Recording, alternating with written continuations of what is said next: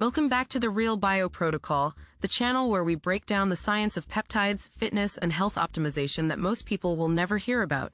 Today, we are diving into something that could completely change the way you think about magnesium supplementation. We are going to cover exactly how it works, what the real science says, the results you can expect week by week, and exactly what you need to do to get the most out of it. Stay with us until the end, because we are going to give you the full protocol. Let's get into it. ACT1, the setup here, is a number that should make you furious. 4%. That is the bioavailability of magnesium oxide. 4%. That means for every 500 milligram capsule you swallow, your body absorbs maybe 20 milligrams. The rest, straight through your system and into the toilet. And here's the kicker. Magnesium oxide is in nearly 90% of the magnesium supplements sold on Amazon right now. We are talking about the best sellers. The ones with thousands of 5-star reviews. The ones your doctor probably recommended. They are all using the cheapest, worst absorbing form of magnesium on the planet. Why? Because magnesium oxide costs pennies to manufacture. It is dense. You can cram 500 milligrams into a single pill and slap high potency on the label. The consumer sees a big number and thinks they are getting a deal. Meanwhile, the supplement company is laughing all the way to the bank while you wonder why you still have muscle cramps, terrible sleep, and anxiety that will not quit. This is not a conspiracy theory. This is basic biochemistry that the supplement industry hopes you never learn. ACT2, the science. We tested 52 magnesium supplements from Amazon, Walmart, and major health retailers. We looked at the form of magnesium, the actual elemental magnesium content, and cross-referenced published bioavailability data from peer-reviewed journals. What we found was disturbing but not surprising. 46 out of 52 products, that is 89%, used magnesium oxide as their primary form. Some mixed it with tiny amounts of better forms to put chelated or complex on the label. But when you read the fine print, oxide was always the bulk of the formula. A 2001 study in the Journal of the American College of Nutrition compared 4 different magnesium forms head-to-head. Magnesium oxide showed the lowest bioavailability at just 4%. Magnesium citrate came in around 25%. Magnesium chloride hit about 12%. But magnesium glycinate and magnesium taurate showed bioavailability rates between 40 and 50% in some studies. Another study from 2003 in Magnesium Research found that organic magnesium salts like glycinate were absorbed significantly better than inorganic forms like oxide. The difference was not marginal, it was massive. Yet walk into any pharmacy and what do you see? Rows and rows of magnesium oxide. Because it is cheap. Because the labels can show big milligram numbers. Because most consumers have no idea they are flushing their money away. ACT3, how it works, let me explain why this matters at a cellular level. Magnesium is involved in over 300 enzymatic reactions in your body. It is essential for ATP production, that is your cellular energy currency.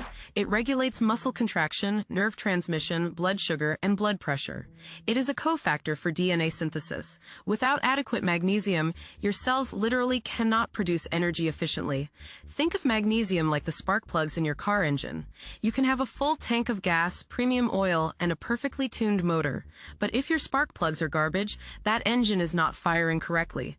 Now here's where bioavailability becomes critical. Your gut is not a passive tube. It is a highly selective barrier.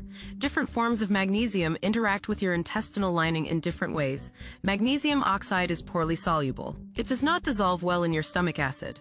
Most of it passes through unabsorbed, often causing digestive distress along the way. Magnesium glycinate is different. The magnesium is bound to glycine, an amino acid your body recognizes and actively transports. It crosses the intestinal barrier through amino acid pathways, not just passive diffusion. This means dramatically higher absorption with virtually no laxative effect. This is why the form matters more than the dose.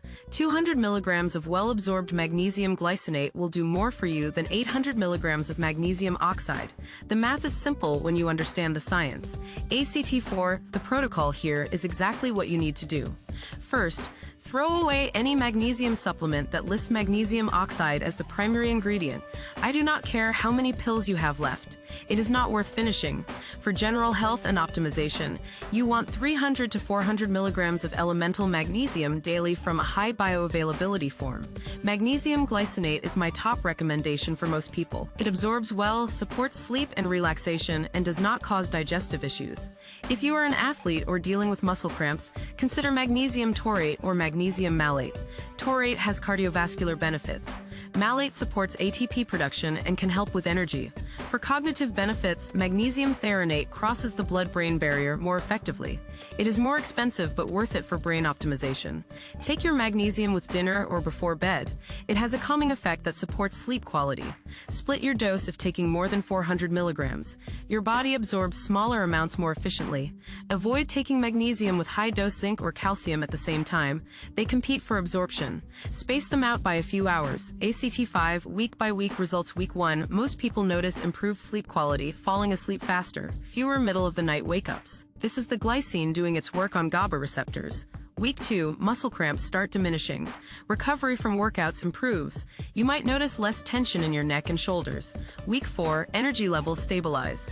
That afternoon crash becomes less severe. Mental clarity improves, anxiety edges down. Week 8, the cumulative benefits become obvious.